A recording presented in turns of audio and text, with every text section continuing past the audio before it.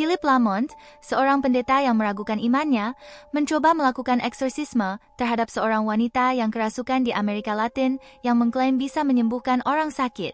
Namun, eksorsisme itu berjalan salah dan wanita itu menabrak lilin-lilin yang menyala, membuat tempat itu terbakar, dan sebuah lilin secara tidak sengaja menyulut gaunnya juga, membunuhnya.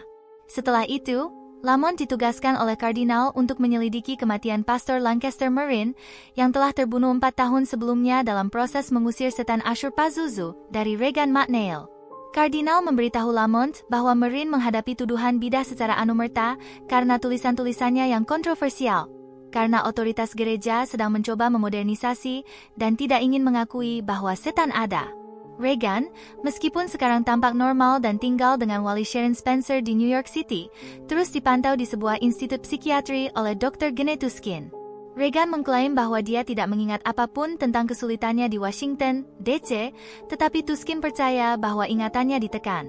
Pastor Lamont mengunjungi institut itu, tetapi upayanya untuk menanyakan kepada Regan tentang keadaan kematian Marin ditolak oleh Tuskin, yang percaya bahwa pendekatan Lamont akan lebih merugikan Regan daripada memberikan manfaat. Dalam upaya untuk menyelami ingatannya tentang eksorsisme, dan khususnya keadaan di mana Marin meninggal, Tuskin menghipnotis Regan, yang dia hubungkan dengan seorang sinkronizer, perangkat biofeedback revolusioner yang digunakan 2 orang untuk menyinkronkan gelombang otak mereka. Setelah tur yang dipandu oleh Sharon dari rumah Georgetown, tempat eksorsisme itu terjadi, Lamont kembali untuk dipasangkan dengan Regan oleh sinkronizer.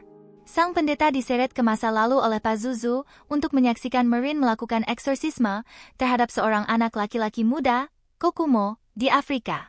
Mengetahui bahwa anak itu mengembangkan kekuatan khusus untuk melawan Pazuzu, yang muncul sebagai sekawanan belalang, Lamont melakukan perjalanan ke Afrika, menantang atasannya, untuk mencari bantuan dari Kokumo dewasa.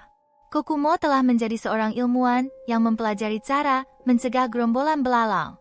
Lamont belajar bahwa Pazuzu menyerang orang-orang yang memiliki kemampuan penyembuhan psikis.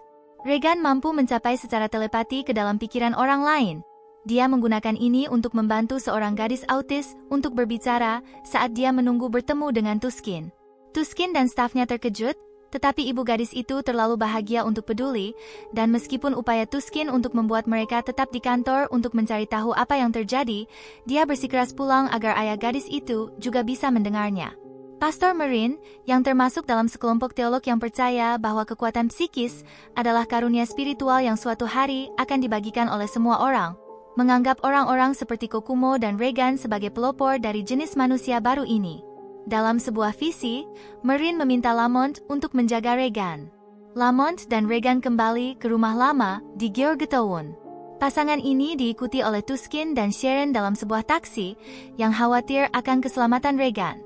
Di perjalanan, Pazuzu menggoda Lamont dengan menawarkan kepadanya kekuatan tanpa batas, muncul sebagai Succubus yang merupakan sosok yang mirip dengan Regan.